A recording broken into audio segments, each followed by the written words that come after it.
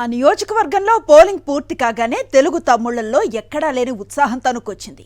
Cycle చక్రాలు, seat అన్ని బాగా సెట్ అయ్యాయని సంబరపడ్డారు. భారీ మెజారిటీ వస్తుందని లెక్కలు కూడా వేసుకున్నారు. కట్ చేస్తే పోలింగ్ పూర్తయిన మర్నాటి నుంచే ముందు రోజున ఉత్సాహం క్రమంగా సన్నగిలుతోందని టాక్. విజయం మీదే నమ్మకం కోల్పోతున్నారట. ఇంతకీ ఎల్లో బ్యాచ్ కలవరపడుతున్న ఆ నియోజకవర్గం ఎక్కడుందో ఇప్పుడు చూద్దాం.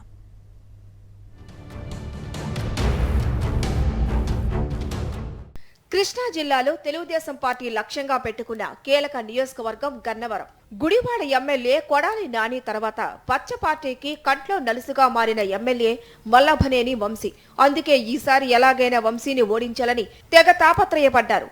వైఎస్ఆర్సీపీ అభ్యర్థి వంశీని ఓడించేందుకు టీడీపీ అధినేత చంద్రబాబు, ఆయన పుత్రరత్నం లోకేష్, ఆ పార్టీ అభ్యర్థి యార్లగడ్డ వెంకట్రావు రకరకాల వ్యూహాలు రచించారు. పోలింగ్ రోజున ఓటర్లు పోలింగ్ కేంద్రాలకు పోటెత్తడంతో టీడీపీ నేతలకు ఎక్కడా లేని ఉత్సాహం వచ్చేసిందట.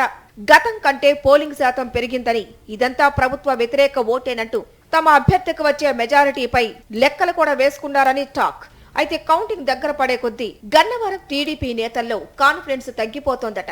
రికార్డు స్థాయిలో ఓటర్ల చైతన్యం వెల్లివిరవటంతో 84.88% పోలింగ్ నమోదైంది.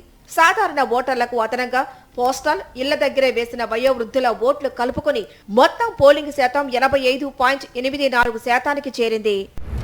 2019 ఎన్నికలతో పోల్చితే పోలింగ్ శాతం స్వల్పంగానే పెరిగినప్పటికీ పురుషుల కంటే 7,839 మంది మహిళలు అదనంగా ఓటేశారు. దీంతో మహిళల ఓట్లతో పాటు అన్ని వర్గాల ఓట్లు తమకే గంపగుత్తుగా పడిపోయాయని కలల కన్న పసుపు దండుకు వాస్తవ లెక్కలు వణికి పుట్టిస్తున్నాయట.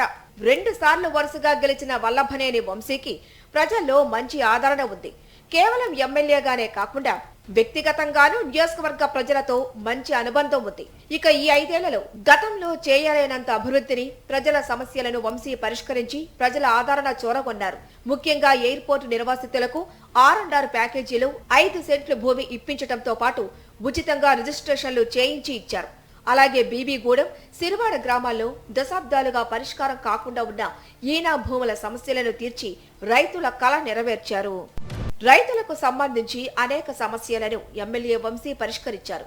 ప్రభుత్వం నుంచి అందుతున్న సంక్షేమ పథకాలతో పాటు సీఎం జగన్మోహన్ రెడ్డిని ఒప్పించి గన్నవరం నియోజకవర్గంలో అనేక మంచి కార్యక్రమాలను చేపట్టిన ఎమ్మెల్యేగా వంశీ తనకంటూ ఓ ఇమేజ్ను ఏర్పాటు చేసుకున్నారు. గతంలో ఎన్నడూ చూడనంత అభివృద్ధిని చూసిన గన్నవరం ప్రజలు భారీగా పోలింగ్ కేంద్రాలకు తరలివచ్చారనే చర్చ ఇప్పుడు నియోజకవర్గంలో నడుస్తోంది.